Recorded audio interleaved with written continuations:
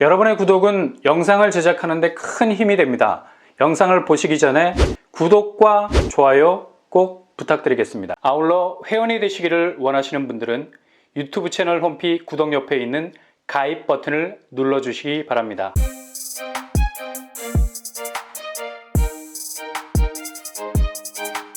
안녕하세요. 오반바람 복덕방입니다. 집주인들이 본격적인 스탠스 전환을 하고 있습니다. 이건 지금 집값 분위기에서 또 하나의 분기점이 될 수 있을 것 같죠.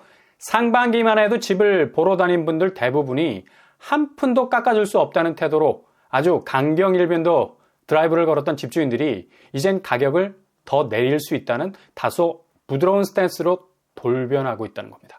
지금 매수세 현황판을 들여다보면 아주 극적인 모습으로 서로 극명하게 대비되는 궤적을 보여주고 있죠. 녹색 그린 컬러가 매도세, 굉장히 요동치고 있는 모습을 보이고 있습니다. 그만큼 지금 매도자들의 심리를 고스란히 보여주는 궤적이라 할 수 있겠는데요. 거의 지진이 났을 때 보여주는 지진계의 움직임이랄까?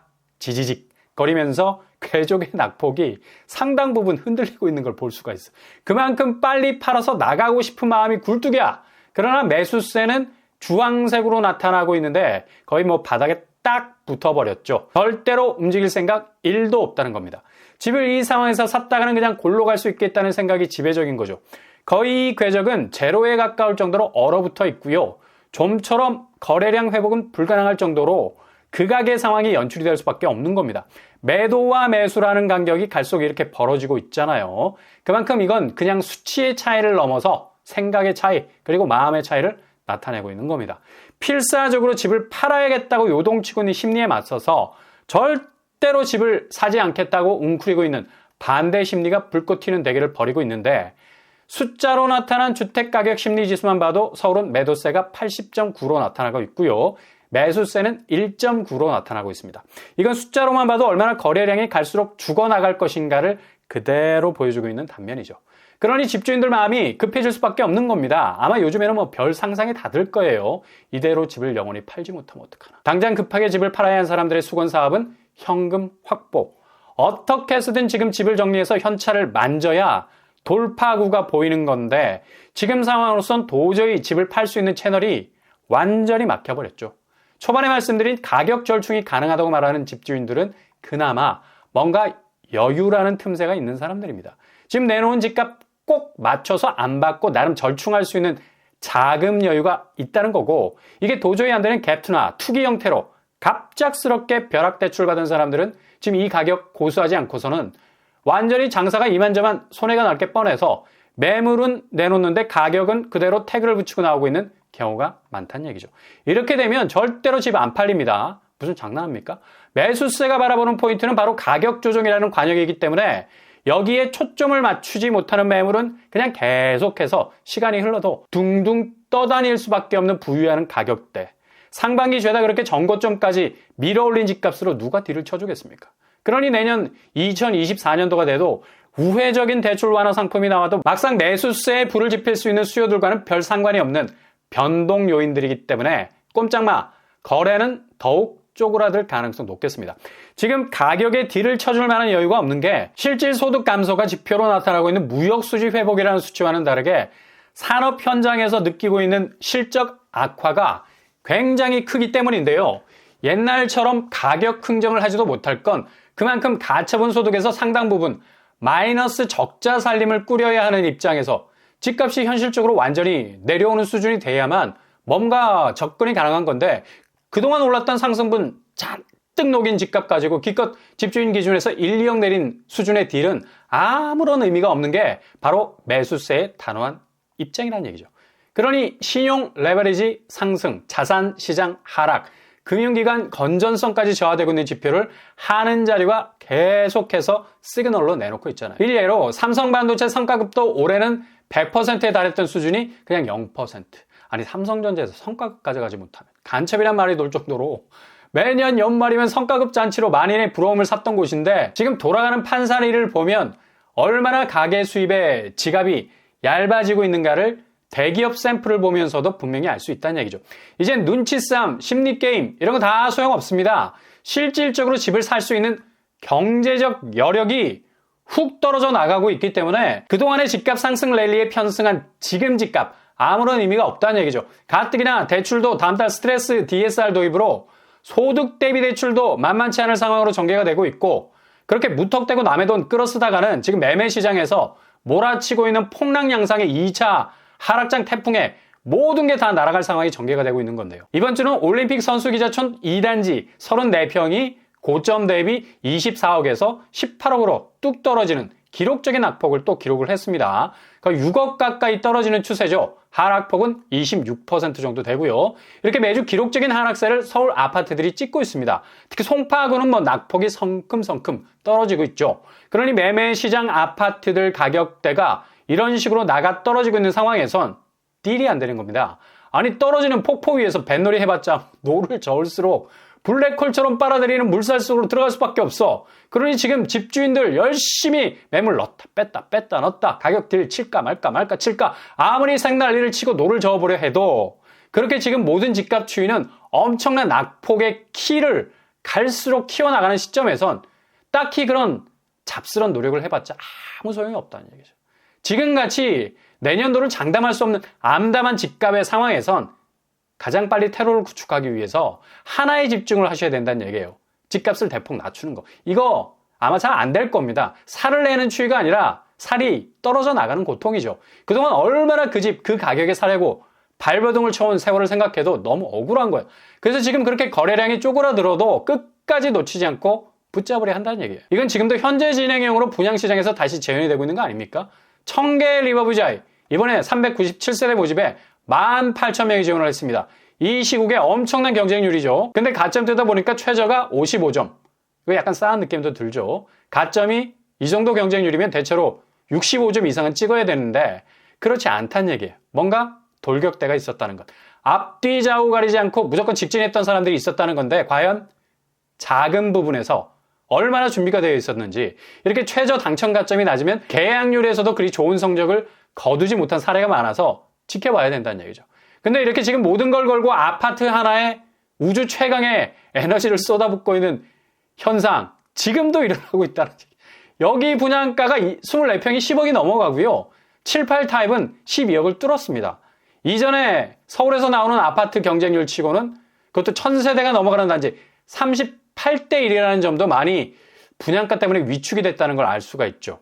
그러나 그 정도로 이 집 하나를 잡기 위해 모든 걸 쏟아붓는 분들이 아직도 여전히 많다는 걸 알 수가 있습니다. 지금 매도세가 이렇게까지 집 하나 제대로 팔지 못해서 발을 동동 구르는 것, 이런 모습들과 많이 대칭이 되죠. 그만큼 지금 고분양가를 고스란히 받아주면서까지 인생 직진을 할 만큼 모든 걸 때려 넣었기 때문에 이걸 흑역사라 하기에는 좀 그렇고, 그 고단한 세월이 고스란히 손때를 묻히고 있기 때문에 매물 단가 내리지 못하고 있는 것과 결부되어 있는 팩트입니다.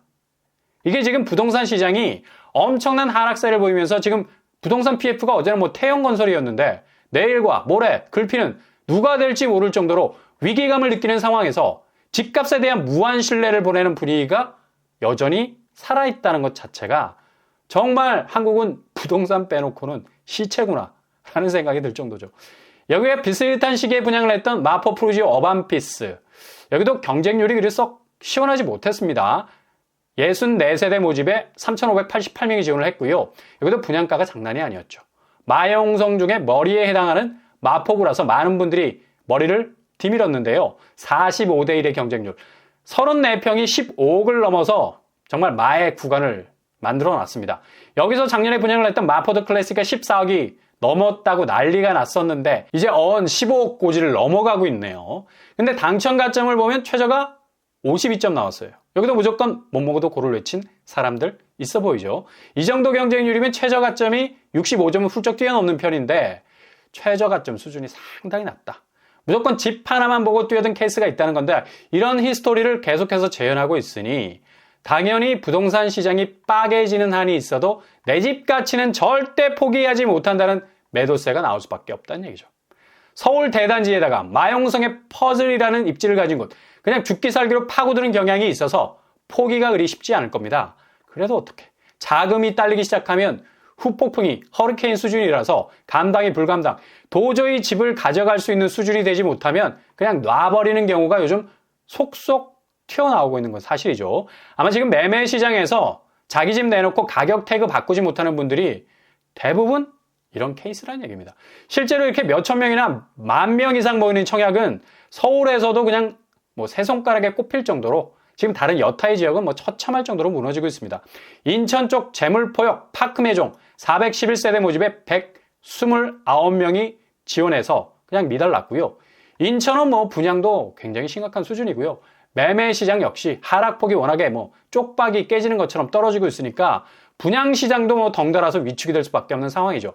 90도 인사하고 형님이라고 불러야 될 것 같은 왕길이 형님, 왕길역 프루지오 역시도 1409세대 모집에 691명이 지원을 해서 어김없이 미분양 랠리 계속해서 이어가고 있습니다. 그리고 지방은 뭐 더욱 심각한 상황이고요. 부산 에코 델타시티 1336세대 모집에 1292명이 지원을 했습니다. 여기도 대규모 단지인데도 불구하고 영락없이 미달 고배를 마신 거고요. 부산이 지금 낙폭이 상당히 크게 해운대구를 중심으로 떨어지고 있죠. 아마 전국에서 덩어리가 제일 큰 하락세로 가고 있기 때문에 주변 분양단지가 거의 직격탄을 맞고 있다는 얘기입니다. 대전도 심각하죠. 도마동은 뭐 대전에서 서구 쪽 재개발 지역이라서 상당 부분 많은 호재를 안고 있는 곳이기도 했는데 도마동 해모로 464세대 모집에 464명이 지원을 했습니다. 무슨 경쟁률 깔맞춤했나? 딱 1대1 황금 비율이네요. 거의 미달이라고 보면 될 정도로 부진한 성적을 거뒀습니다. 중요한 건 시공사가 대형 건설사가 아닌 곳들 연말에 물량이 굉장히 많았었습니다. 대부분 분양 성적 참패를 기록을 했고요. 이런 건설사들이 분양하는 곳들은 미분양 나기 십상이죠. 대형 건설사도 지금 간당간당하는 상황에서 어떻게 이걸 다 이겨낼 수 있겠습니까? 그러니 코스피 시장에서 건설주들이 그대로 약사장 보일 수밖에 없는 거고요. 이렇게 건설주가 약해진다는 건 지금 현장에서의 수익률이 미분양으로 인해서 훅 떨어지다 보니까 당연히 부동산 PF 문제로 불거질 수밖에 없는 거고 지금 그냥 개념적인 수치로 건설사 부채 문제가 불거지는 게 아니라 이렇게 뭐 청약시장만 딱 들여다봐도 얼마나 피부로 와닿을 만큼 심각하게 사업성이 악화되면서 부채 문제가 자금 문제로 그리고 자금 경색에서 줄도산으로 가게 되는지를 너무도 분명한 궤적으로 보여주고 있다는 얘기죠. 이렇게 지금 부동산 PF 문제는 아주 심각하게 진행형으로 진행이 되고 있습니다. 금융당국에서도 뭐 바짝 긴장할 수밖에 없는 거고요. 그래서 오늘 한국은행이 2024년 통화신용정책 운영 방향에서 기준금리 운용을 장기간 긴축 기조를 유지하겠다는 입장 밝혔습니다. 내년 4, 4분기 이후에나 여기서 중요한 건 이후에나죠. 목표 수준으로 낮아질 것으로 전망이 될 때 그때 금리 조정을 검토해 보겠다는 건데 지금 상황에서 긴축을 풀어버리면 그냥 거덜날 것 같은 위기감이 고조가 되고 있어서 이런 입장이 나오는 거고 여차하면 더욱 고삐를 재서 금리 인상도 검토할 수 있다는 매파적인 분위기가 강했다고 합니다. 일단 시장 안정화 조치가 나올 정도로 2024년도는 우려 깊은 여러 불안 요소들이 한꺼번에 터져 나올 가능성이 높다는 신호를 일단 준 거죠. 어떻게 해서든 불안정성으로 인해서 흔들리는 부동산 시장, 특히 PF 문제로 엄청난 도미노 위기를 가져올 수 있는 부분을 막겠다는 입장이 나온 거고 긴축 기간은 긴축 강도와 지속성을 경기 상황에 따라서 면밀히 점검해서 판단한다는 입장을 내놓습니다. 지금 미국 연준 분위기와는 한국은행이 거꾸로 가고 있죠. 늘 제가 말씀드린 미국의 기준금리 완화 분위기는 미국의 봄인 거고 한국은 계절을 거꾸로 살아야 된다는 거. 그동안 기준금리를 눌러놨기 때문에 더 이상 완화 조처는 아무런 실익을 가져다 줄 수 없는 방만한 재정 운영이라는 늪에 빠져버리게 된다는 거죠. 그래서 한국은행이 2024년 기조를 긴축 강도 강화 그리고 장기간 긴축 기조 유지라는 키워드로 나열을 해놓은 겁니다. 무엇보다도 내년은 건설업, 금융권, 심지어 개인 부채에 이르기까지 우발적인 채무가 현실적으로 발생할 수 있는 위험이 가장 클 수 있습니다. 갑자기 휘청거릴 수 있는 가능성도 충분히 있다는 얘기죠. 134조 원에 달하는 자금이 기업, 금융, 개인으로 주먹밥처럼 똘똘 뭉쳐있다는 게 가장 큰 리스크고요. 건설업 쪽 나면 금융권 빠개지고 개인 역시 박살이 날 수밖에 없는 연쇄 구조여서 부동산 위기는 아마 거의 피하기 힘든 어려움을 맞이할 가능성 아주 높겠습니다. 그러니 내년 2024년 부동산 시장은 역대급 한파를 맞이하게 될 가능성 높고요. 한국은행이 오늘 발표한 통화신용정책은 지금 매물 가격대 끌어안고 있는 영끌하신 분들에게는 첩첩산중이 될 것 같네요. 빨리 퇴로를 찾든지 아니면 끝까지 그렇게 버티든지 둘 중 하나인데 주변 여건이 칼바람이라 완전히 사라진 거래량이 내리누르는 가격 압력은 유사 이래로 계속해서 커질 것으로 예상이 됩니다. 골든타임을 잡으시려는 분들이라면 차분히 기다리는 것이 제일 안전하고 공격적인 방법일 수 있겠습니다.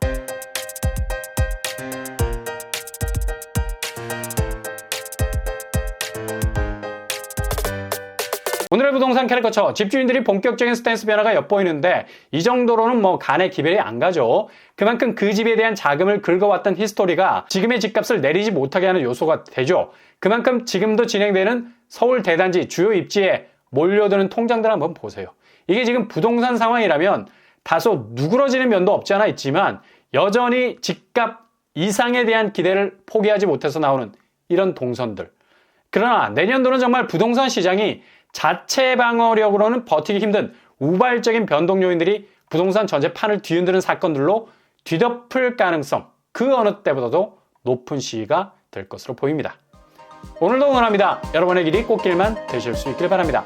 이상으로 뻔뻔한 목격반을 마치겠습니다. 구독과 좋아요 부탁드립니다. 감사합니다.